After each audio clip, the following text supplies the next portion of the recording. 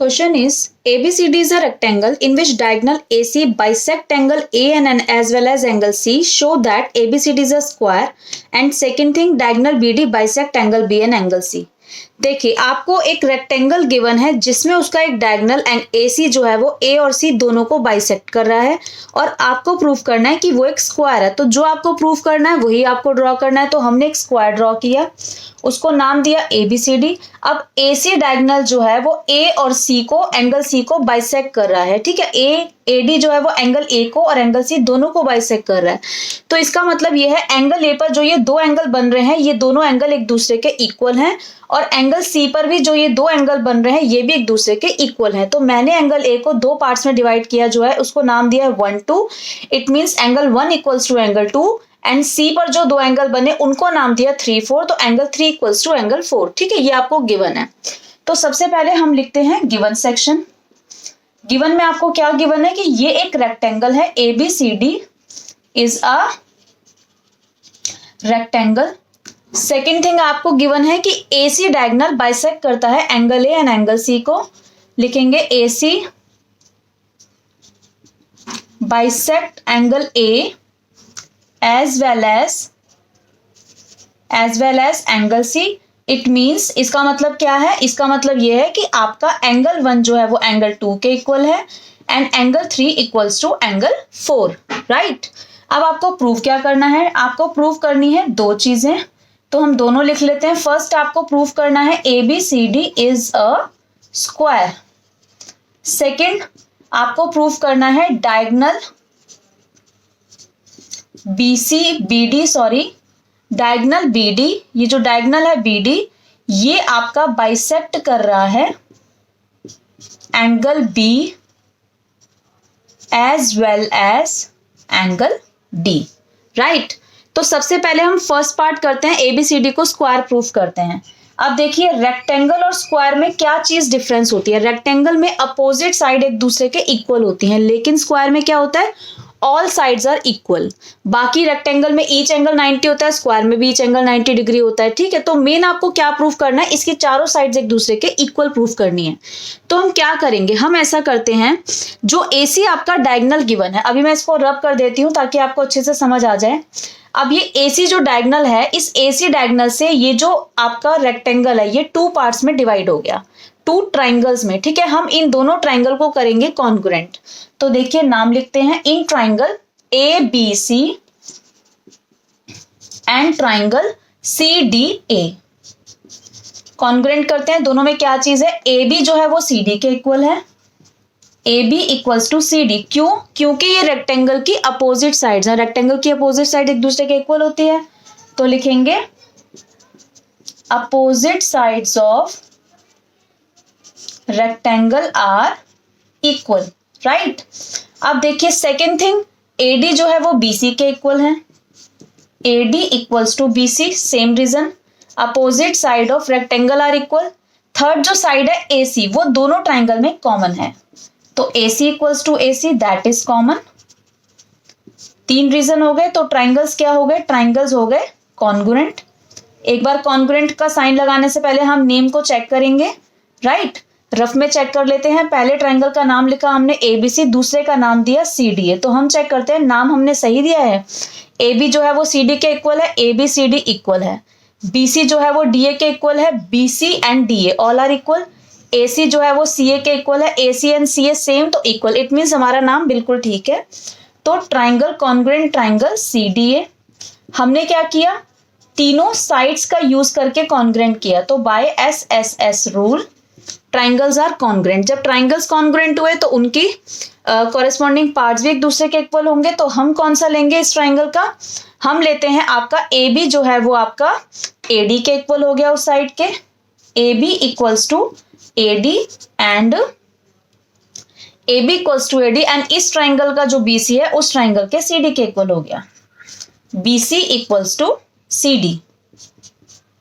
AB जो है वो इस ट्राइंगल के उस ट्राइंगल के AD के इक्वल हुआ एंड BC जो है वो CD के इक्वल हुआ। ये क्यों हुआ, by CPCT। CPCT means corresponding part of congruent triangle, right.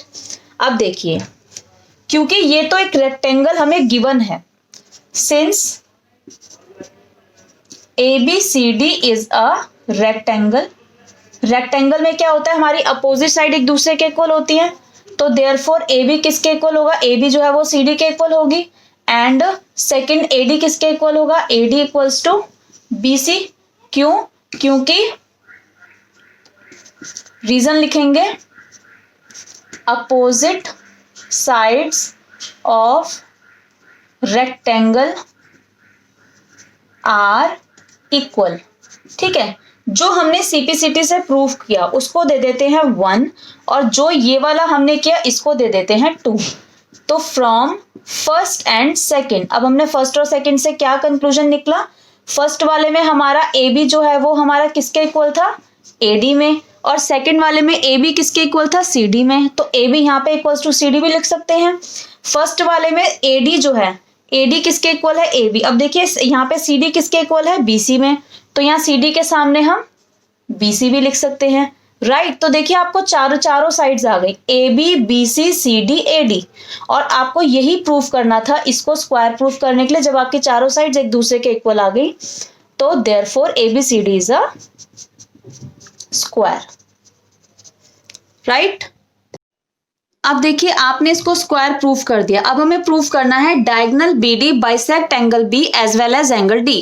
जो डायगोनल BD है, BD आप ड्रॉ करिए, और BD जो डायगोनल है वो एंगल B और एंगल D दोनों को बाइसेक्ट कर रहा है, मतलब BD के ऊपर जो दो एंगल्स बने उसको आप नाम दे दीजिए 5, 6, और D पर जो दो एंगल बने उसको नाम दे दीजिए 7, 8। तो BD जो डायगोनल है वो B और D दोनों एंगल को बाइसेक्ट कर रहा है, मीन्स आपको एंगल 5 इक्वल्स टू एंगल 6 ये प्रूफ करना है, एंगल 7 इक्वल्स टू एंगल 8 ये प्रूफ करना है। तो हम कैसे करेंगे, अब हम क्या करेंगे, जो BD डायगोनल है, BD डायगोनल ने इस स्क्वायर को दो ट्राइंगल में डिवाइड कर दिया है, ठीक है। तो BD ने कौन कौन से ट्राइंगल बनाए, BD ने बनाया एक ट्राइंगल BDC यानी दिस वन, और दूसरा ट्राइंगल ABD यानी दिस वन। तो हम लिखते हैं in triangle ABD and triangle DCB, ठीक है। अब इन दोनों ट्राइंगल को हम करेंगे कॉन्ग्रुएंट। कॉन्ग्रुएंट कैसे करेंगे, तो देखेंगे AD जो है वो BC के इक्वल है उस ट्राइंगल के, लिखेंगे AD इक्वल्स टू BC।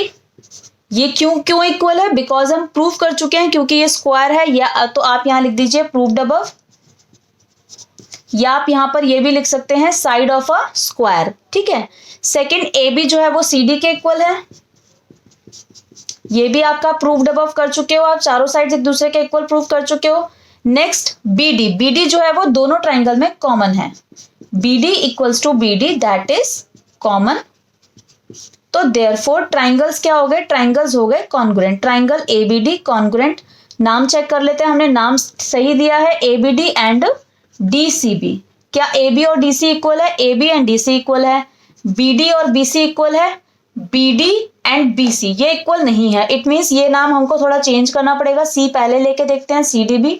अब चेक करते हैं AB एंड CD इक्वल है, AB एंड CD इक्वल है, BD एंड DB इक्वल है, तो BD एंड DB एक ही चीज है, BD एंड DB इक्वल है। AD एंड CB, तो AD एंड CB इक्वल है, तो इट मीन्स इसका नाम ये वाला करेक्ट है। तो जब आप कॉन्ग्रुएंट लिखेंगे, साइन लगाएंगे, तो आपको ध्यान देना है इस चीज का बहुत ज्यादा, ठीक है।